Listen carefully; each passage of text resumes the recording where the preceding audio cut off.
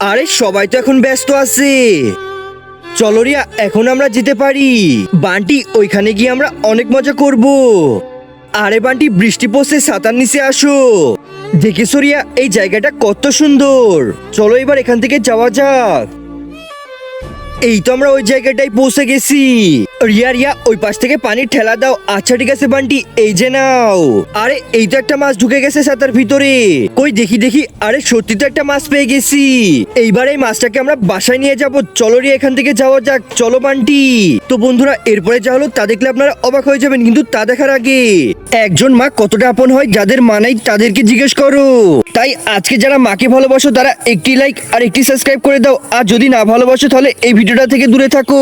আরে আমাকে যেমন আমার মা বাবারা অনেক ভালোবাসে, এই মাছেরও তো মা বাবা থাকতে পারে। এই মাছটাকে এখান থেকে নিয়ে গেলে তো এর মা বাবারা অনেক কষ্ট পাবে। এক কাজ করি, ছেড়েই দিয়ে কে। আরে বান্টি, এটা কি করলে? এত কষ্ট করে মাছটা ধরলাম। আরে রিয়া, আমি তোমাকে আরেকটা মাছ এনে দিব। আচ্ছা ঠিক আছে বান্টি।